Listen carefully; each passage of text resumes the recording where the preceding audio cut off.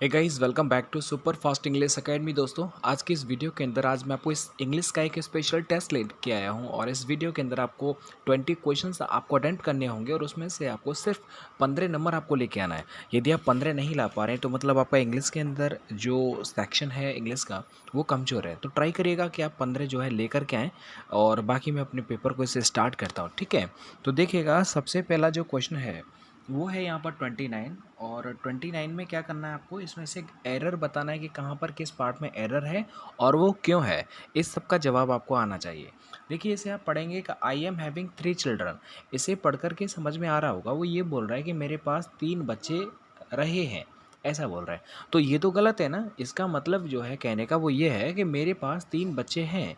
जब मेरे पास 3 बच्चे हैं तो पास के लिए हम कभी भी एम हैविंग या इज हैविंग नहीं लगाते, ओनली हैज़ हैव लगा देते हैं और उसके बाद जो भी आपके पास होता है उसे लिख देते हैं। तो इसलिए जो पार्ट में एरर है वो एम हैविंग वाले में है। तो एम हैविंग की जगह पर आई के अकॉर्डिंग हैव लगाएंगे। अगर आई नहीं होता, ही सी इट होता, तो आप हैज़ लगाएंगे। Is that clear?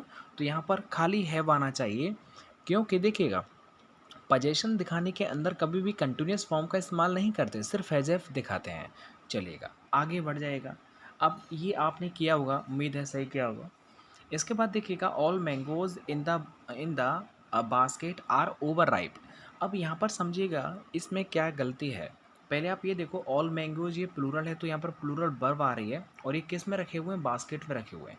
चलो, यहाँ पर तो इसमें कोई गलती नहीं है, लेकिन एक ग्रामर का ये रूल होता है और वो ग्रामर का रूल क्या कहता है वो यहाँ पर है। देखिएगा, ऑल के बाद कभी भी अगर प्लूरल काउंटेबल नाउन होता है तो ऑल के बाद दा का इस्तेमाल किया जाता है, ये आप सभी को पता होगा। तो इसलिए मैं ये कह सकता हूँ कि यहाँ पर जो ऑल है तो ऑल के बाद में आपको दा का यूज़ करना होता है, क्योंकि उसके बाद प्लूरल काउंटेबल नाउन आ रहा है, मैंगोज। Is that clear? वो भी ओवर राइप हो चुके हैं। तो यहाँ पर ये चीज़ें आपको समझना होगा कि ऑल के बाद यहाँ पर दा यूज़ होता है, ठीक है। ऑल द बॉयज़ होता है ना, ऐसे ही ऑल द मैंगोज होता है। चलेगा, ये आपने सही किया होगा तो आप 2 नंबर ऐड कर लीजिएगा। आज आपका पेपर मैं बता दूंगा आप कितना स्कोर कर पाएंगे। यहाँ पर लिखा हुआ है कि why they did not turn up to the workshop. अब देखिएगा, इसे आप पढ़ कर के और ये भी आप न कर पाना, मतलब समझिएगा कि इंग्लिश के अंदर बहुत आप जो है वीक हैं। यहाँ पर देखिए WH दे रखा है और लास्ट में भी क्वेश्चन मार्क है, यानी कि ये इंटेरोगेटिव सेंटेंस है और इंटेरोगेटिव होने पर WH के बाद में आता है हेल्पिंग वर्ब, फिर सब्जेक्ट आता है, फिर नॉट आता है, यदि वो WH प्लस नेगेटिव होता है तो। दोबारा बोलो, WH के बाद में हेल्पिंग वर्ब आएगा, फिर सब्जेक्ट आएगा, फिर नेगेटिव आएगा, ठीक है। अब यहाँ पर देखिएगा, इस WH के बाद में डायरेक्टली सब्जेक्ट आ रहा है, जो कि गलत है। इस सब्जेक्ट से पहले वर्ब आता है और सब्जेक्ट के बाद में हेल्पिंग वो मेन वर्ब आता है। तो मैं इसलिए इस वाले पार्ट में गलती करूँगा और इसे मैं सही करूँगा। तो वाई के बाद ये जो डिड लिखा है ना भाई, इसे आप यहाँ पर लिख दीजिएगा। तो इसलिए ये वाला पूरा सेक्शन हो जाएगा, वो बिल्कुल एकदम सही हो जाएगा। तो इसलिए वाई के साथ में यहाँ पर आप डिड लगाइए। तो इसलिए मैं कह सकता हूँ कि यहाँ पर वाई के साथ में डिड आएगा। तो ये वाला तो आपको पूरा समझ में आ गया होगा इसमें गलती कहाँ पर है। चलेगा, अब आगे बढ़ जाते हैं। अब देखिए, आगे बढ़ जाते हैं और आगे है कि we are living for Kerala today. देखिएगा, आपने जब भी कभी प्रेजेंट कंटिन्यूस पढ़ा होगा और जब आप तत्काल में आप जा रहे होते हैं कहीं पर तो आप is are am plus I N G का इस्तेमाल कर सकते हैं, राइट। ये आपने पढ़ा है, मैंने भी पढ़ा है। तो इसलिए हम ये कहें कि इसका मतलब है कि आज हम केरला जा रहे हैं। लीव का मतलब होता है कि हम प्रस्थान करना, वहाँ के लिए छोड़ना। तो इसलिए कह सकते हैं we are living for Kerala today, we are living for Agra today, तो ऐसा हम कह सकते हैं। तो इस वाले सेंटेंस के अंदर नो एरर है, कोई भी गलती नहीं है। आगे दिए 33, we have to return back immediately. हमको इमीडिएटली जो है वापस लौटना पड़ता है। अब यहाँ पर एक चीज़ आप समझिएगा कि ये जो रिटर्न लिखा हुआ है और इसके बाद में बैक लिखा हुआ है, ये कभी रिटर्न बैक एक साथ नहीं चलते हैं। ऐसा क्यों? देखिए, रिटर्न का मतलब होता है कम बैक। क्या होता है? रिटर्न का मतलब होता है कम बैक। जब इसका मतलब ही कम बैक हो जाएगा, इसमें ही बैक छुपा हुआ है, तो आप एक्स्ट्रा 2 बार बैक बैक नहीं लिख सकते। तो इसलिए ये वाला जो बैक है वो हटा देना चाहिए। रिटर्न के बाद कभी भी बैक का इस्तेमाल नहीं किया जाता है। Is that clear? तो यहाँ पर जो बैक है वो हट जाएगा। आगे देखिएगा, हरी लॉस्ट 100 रुपीज़ नोट यस्टरडे, यानी कि वो ये कह रहा है कि कल भाई हरी ने 100 रुपये का एक नोट था, वो उसने जो है खो दिया है। अब यहाँ पर एक चीज़ आप समझिएगा, ये आपने रुपी नोट वाला खूब पढ़ा होगा। यहाँ पर देखो 100 ये एडजेक्टिव है। अब एडजेक्टिव से पहले देखिएगा ये आ रहा है ए, मतलब जो होगा कि इस 100 के बाद में ये जो नाउन दे रखा है ना वो क्या होगा बताओ जल्दी से, वो एकदम एकदम जो है सिंगुलर होगा। तो ए के अकॉर्डिंग रुपीज़ नहीं, यहाँ पर रुपी आना चाहिए। तो ए 100 रुपी नोट होता है। अगर यहाँ पर मैं ये कर देता, अगर यहाँ पर 2 होता, याद रखना पहले वाले पर डिपेंड करती है आगे वाली एरर। यहाँ होता 200 रुपीज़, 200 रुपी नोट्स। तो एक चीज़ मैं क्लियर कर देना चाहूँगा, चाहे यहाँ पर ए आ जाए, चाहे 2 आ जाए, चाहे 3 कुछ भी आए, 100 रुपी जो है ना वो हमेशा सिंगुलर में ही चलता है। तो इसलिए बाकी अगर यहाँ 2 आ जाएगा, 3 आ जाएगा, 4 आ जाएगा तो यहाँ पर नोट जो है वो नोट्स में कन्वर्ट हो जाएगा। लेकिन 100 रुपी कभी भी नहीं चेंज होगा क्योंकि ये एक एडजेक्टिव होता है, इसलिए हम इसे सिंगुलर या प्लूरल नहीं कर सकते हैं।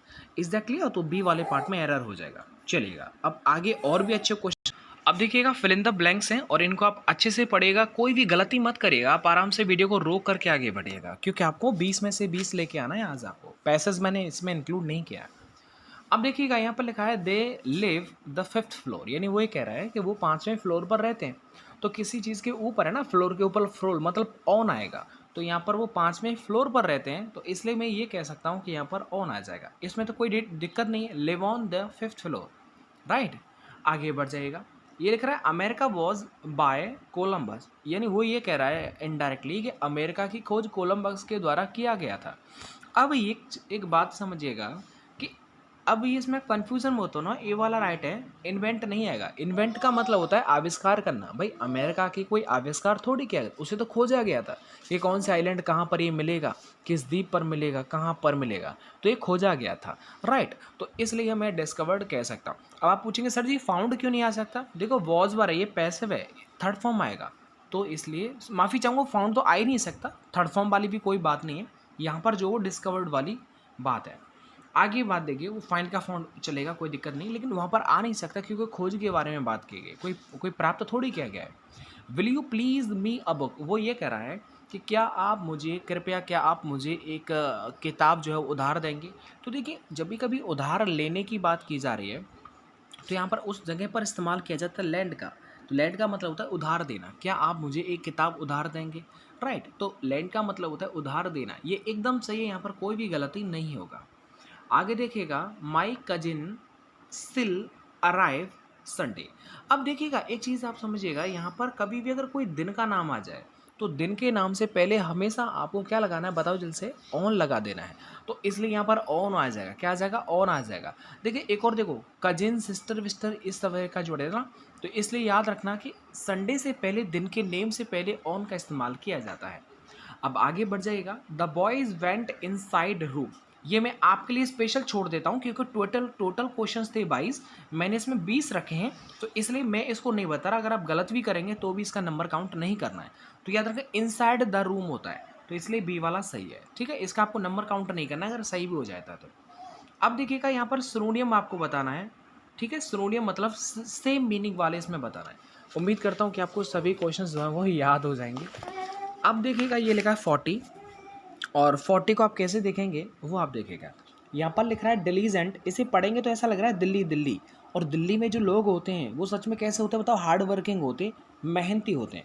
तो जो डिलीजेंट है इसका मतलब होता है परिश्रमी और मेहनत। देखिएगा एक और इसमें स्पेलिंग है, बड़ी प्यारी स्पेलिंग है, वो है एजीड्यूस। तो एजीड्यूस का भी मतलब वही होता है मेहनती, लेकिन डिलीजेंट आ जाए तो आपको हार्ड वर्किंग ही लगाना है, मैक्सिमम पेपर में इसी को माना गया है, तो इसीलिए आप, ठीक है। तो डिलीजेंट का मतलब क्या हो जाएगा बताओ, हार्ड वर्किंग हो जाएगा। अच्छा रेडिक्यूलस का मतलब क्या होता है, वही हंसी मजाक से संबंधित है, रेडिक्यूलस करना व्यंग्यात्मक हो जाएगा। और डिज़ायर मतलब डिज़ेरियस मतलब वो इच्छुक हो जाएगा। आगे बढ़ जाते हैं, ब्लंडर कहते हैं ना, ये तो भाई मेरे से ये तो ब्लंडर हो गया। ब्लंडर का मतलब होता है मिस्टेक होना, क्या होता है ब्लंडर का मतलब, मिस्टेक होना। तो मिस्टेक मतलब गलती, डेंजर का मतलब खतरा, वरी का मतलब चिंता, और ब्लेमिश मतलब ब्लेम लगा देना, मतलब एक तरह से कलंक लगा देना या धब्बा लगा देना। आगे देखो कोर्स, ये मैं नहीं बता रहा हूँ, बाकी इसका नंबर आपको नहीं जोड़ना है, ठीक है। ये मैंने नंबर जोड़ने की नहीं बोला आपको, चाहे ये सही हो या फिर गलत। देखो कोर्स का मतलब होता है भद्दा, एकदम घटिया स्तर का, तो उसे बोलते हैं रफ। बाकी देखो स्मूथ का मतलब चिकना, रिफाइन कर देना किसी चीज़ को, दोबारा से अच्छा कर देना, परिष्कृत कर देना। स्टिफ माने होता है एकदम दृढ़।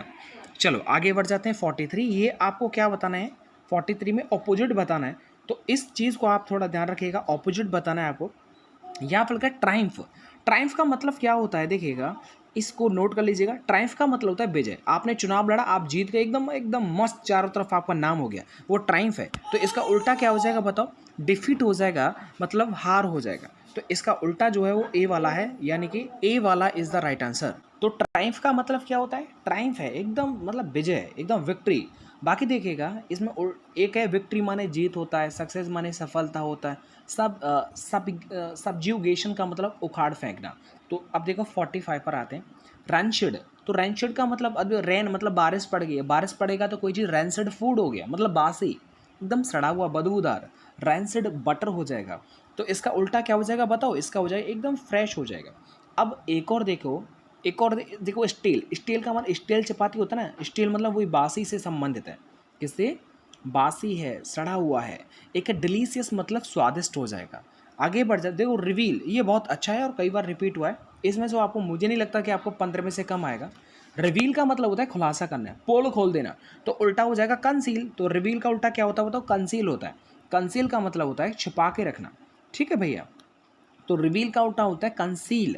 तो एक है इसमें एक्सकेवेट। एक्सकेवेट का मतलब वो होता है एग्जैक्ट, मतलब वो एक तरह से कहते हैं ना, केव को खाली कर देना। एक होता है एब्सॉल्व। एब्सॉल्व का मतलब होता है बिना सजा दिए छोड़ देना।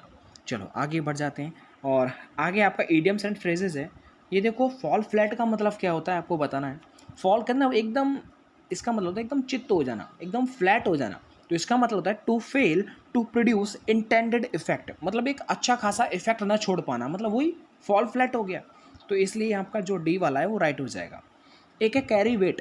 कैरी वेट का मतलब क्या हो जाएगा? मतलब इसका मतलब होता है प्रभावपूर्ण, महत्वपूर्ण, मतलब बी इम्पोर्टेंट, राइट।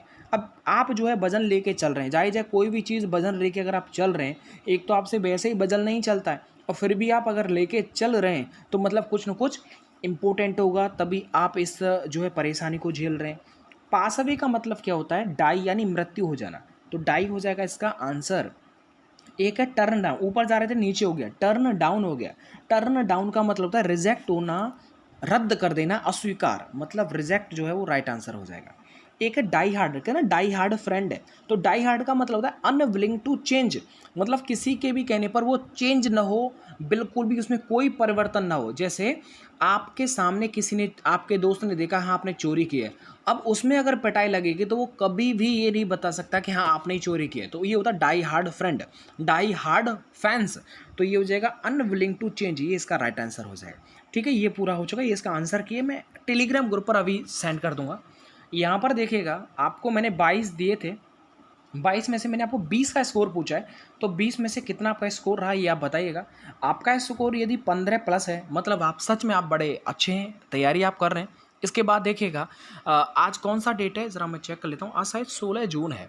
ठीक है, तो 16 जून के बाद में रेगुलर वीडियोज़ आती रहेंगी, आप अच्छे से आप अपने मन से पढ़ाई करते रहेगा। ठीक है, ये टेस्ट में कितना स्कोर है आप ज़रूर बताइएगा, और आज का टेस्ट सीरीज़ कैसा लगा वो आप ज़रूर बताएंगे। Thank you.